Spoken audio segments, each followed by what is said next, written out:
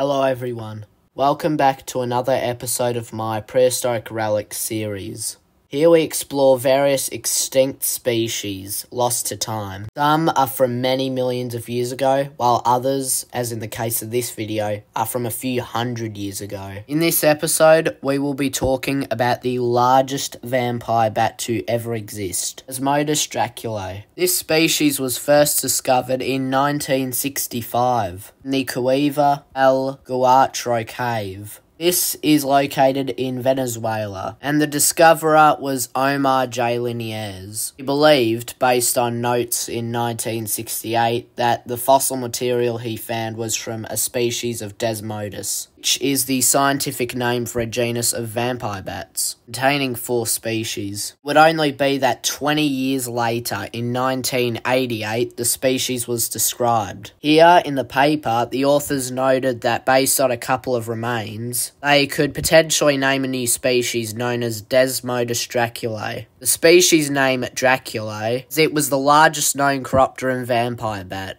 and Count Dracula, the greatest human vampire bat of folklore. Species is often called the giant vampire bat as a common name, though Desmodus Draculae is more scientific. Estimates of this creature's wingspan come from the 51mm humerus. Scaling from modern relatives, we get a mass of 60 grams or 2.1 ounces and a wingspan of 50 centimeters or 20 inches. This mass and wingspan is 30% larger than any modern vampire bat, including the extant common vampire bat, found in the vast majority of Latin America. The brain case was around 14 centimeters or roughly half an inch tall, and roughly the same in width. The ecological niche of this vampire bat is unknown exactly. However, many researchers believe that it is highly likely to have been much like modern vampire bats. Its main food source may have likely been moderately large species of mammal, including Cavimorpha, the group containing capybaras, the largest living rodents. It also may have fed on other large Pleistocene megafauna such as ground sloths and camelids, both of whom were larger back in the Pleistocene era. The reason these species are more likely than others is because they share a similar range, as fossils of Desmodus Draculae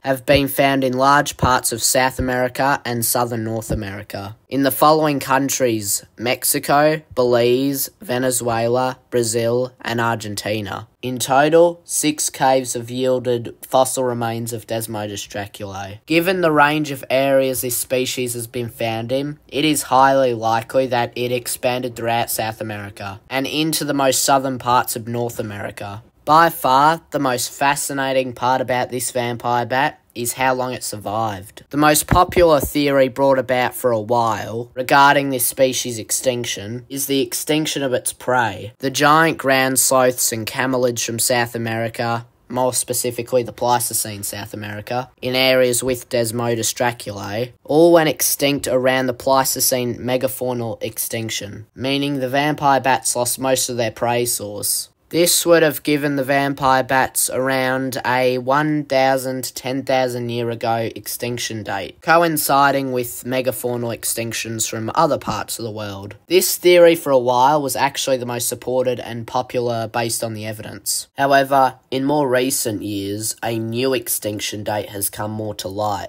A tooth discovered in Buenos Aires province in Argentina has very recently been dated to a much younger extinction. This tooth supposedly is dated to just 300 years ago, more specifically around 1650 AD, or around 375 years. This changes so much about our understanding of Desmodus Draculae. First off, it is confirmed that humans lived alongside Desmodus Draculae. The area alone in which this tooth has been found was first colonised in 1536 and refounded in 1580, sometime after the original settlement burnt down around 1541. This 300-year-old date also means it outlived the Mayans, and it turns the 1,000-year-old megafaunal dying extinction theory right on its head. To this day, we have no idea why the species went extinct.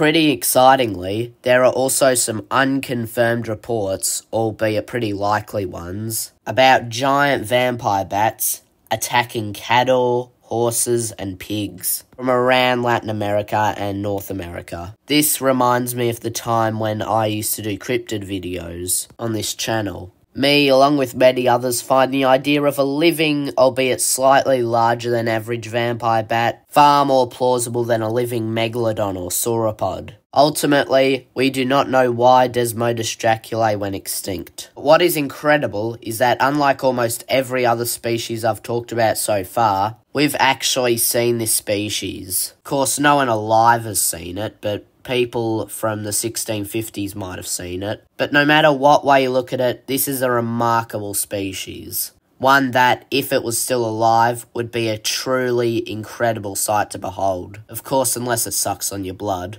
Anyway, thank you guys all for watching. If you liked the video, please don't forget to like and subscribe. I have a new video coming out every week, and you guys will be able to decide every single video. I'm planning on maybe doing a different poll next time. Maybe one more on ecosystems or specific environments, rather than individual creatures or species. Anyway, I'll catch you next time. Bye.